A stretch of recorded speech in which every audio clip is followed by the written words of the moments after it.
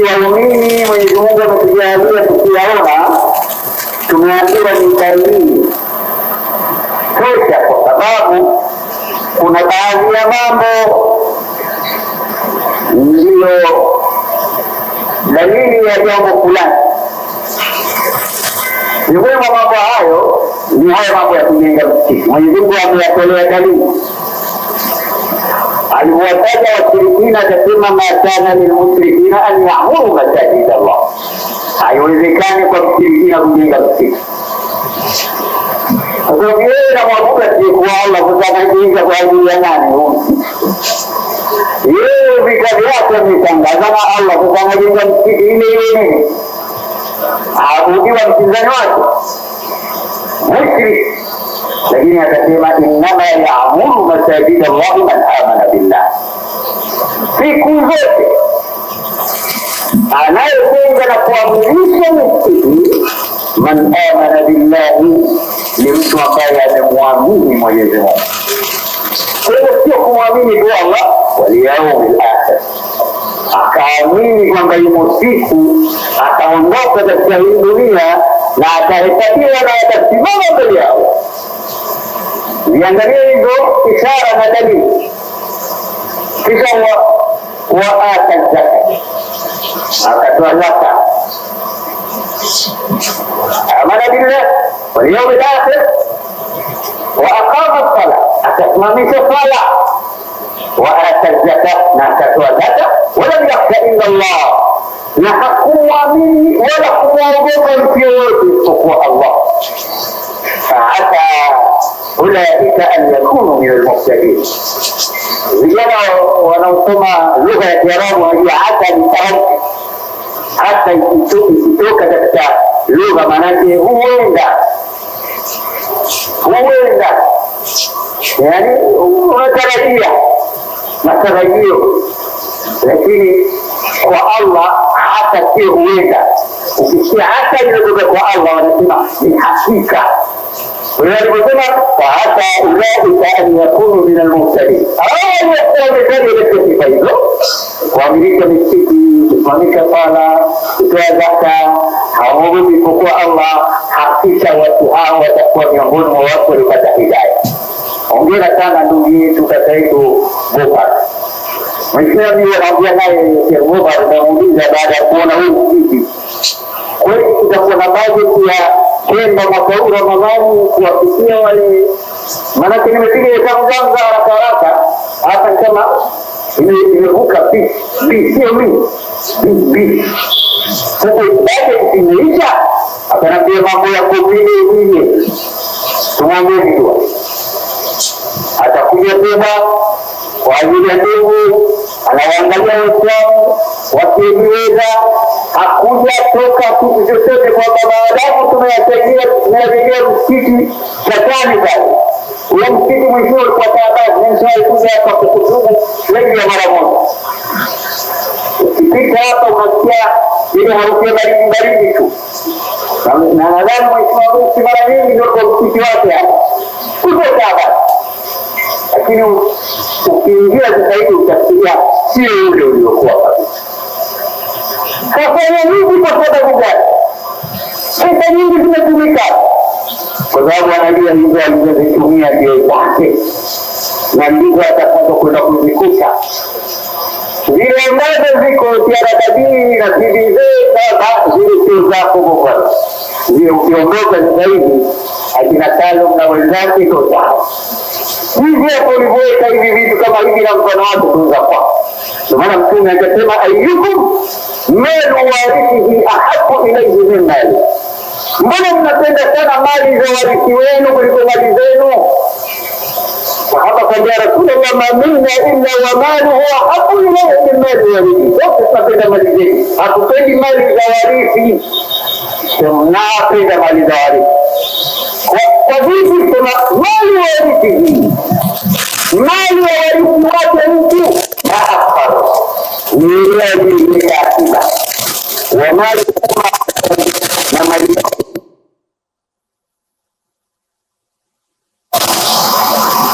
Sasa sote wengi wetu tunapenda mali zisizokuwa zetu, sababu akiba ni nyingi kuliko zile tunazotumia katika safari.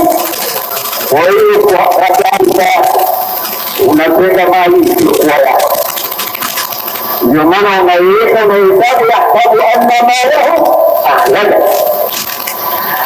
Tukiona hivi vitu mara nyingine wengine wenye kupenda sana dunia nasema Mungu atakezea pesa tu, ulikuwa unapata vila ngapi ndani za ghorofa, unakodisha kwa dola, akienda tu msikiti yani, unaona msikiti tu wote wanainama na kuinuka, hata useme kusali unasema wanainama na kuinuka, unaona pesa zimetupwa bure. Kumbe hapa ndipo panapowalea watu. Tumepofika Madina, jambo la kwanza lijenga msikiti ili anganishe daraja kati ya waja na Mola wao. Wewe unakuwa kama hakuna mahusiano kati yako na Mola wako, wewe usitokee kidogo. Kuna tawasi ya msikiti. Hata hajajenga nyumba yake bado yule hujurati bado kajenga msikiti. Kubaa amejenga msikiti na Madina sisi amejenga msikiti liyarudi tafsilatan baina al-ibadi wa baina rabbih, ili waunganishe watu na Mola wao. Sisi tumewekewa kitu hapa ambacho kitatuunganisha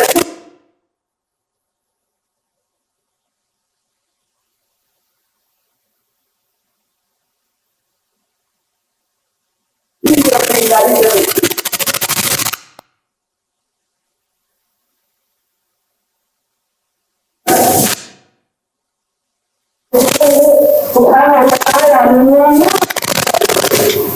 kwa sababu kutoa kwa ajili ya hizo ndoto upati kweli.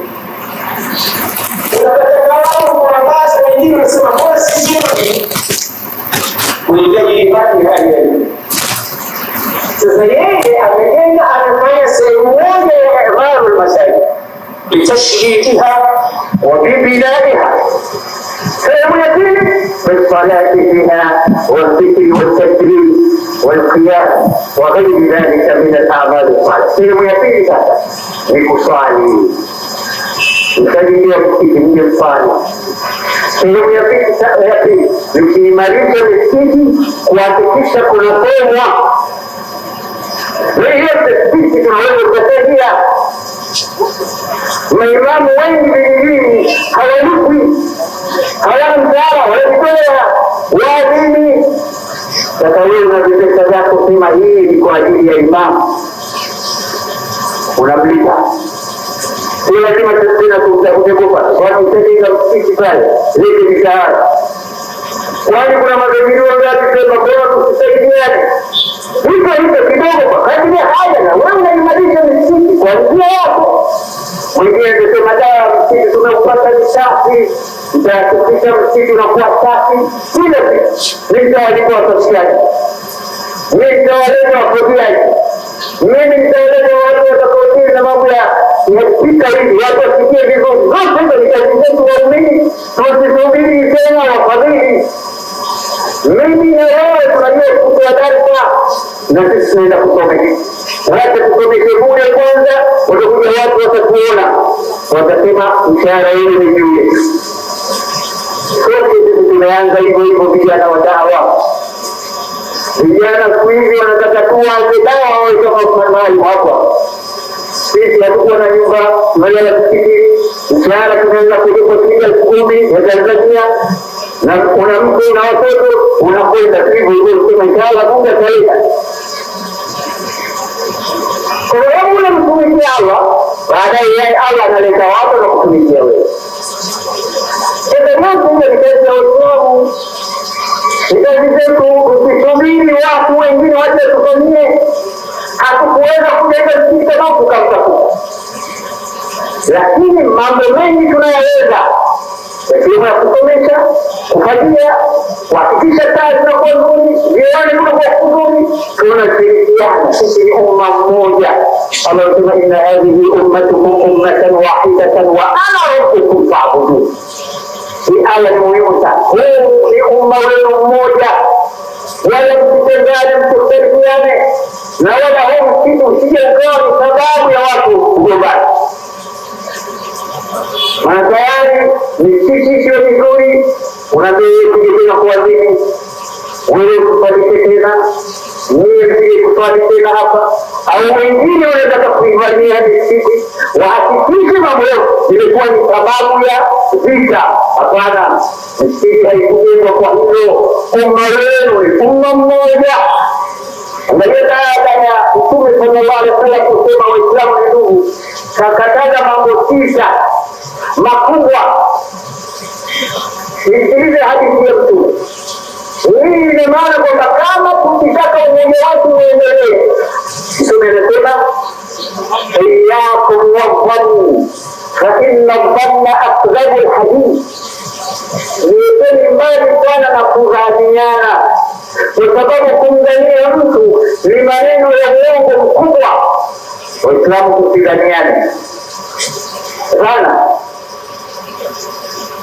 Unaweza hapo kusimama ukanidhania hii katika kinyati na kukari mpaka naanza kumkishuri. Dhana, umeniona? Unahakikisha? Ni dhana.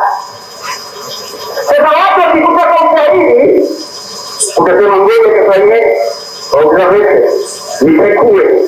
Mtume akasema iyakum wadhanna fa inna dhanna akdhabu alhadith. Hawakakataza wala tajassasu wala tahassasu wala tanafasu wala tahasadu wala tabaghabu wala tadabaru. Mambo ndipo hiyo wala tanajasuni, lakini nayataja haya ndio hadithi. Baada kusema msidhaniane mabaya, anasema wala tajassasu. Kwa sababu najua baada ya dhanna ni kupekua, kufuatilia. Wala tajassasu, msipekuane. Wala tahassasu, tena msipekuane. Wala tahasadu, tena msihusudiane. Wala tanafatu, tena msishindane katika mambo ya ukumi.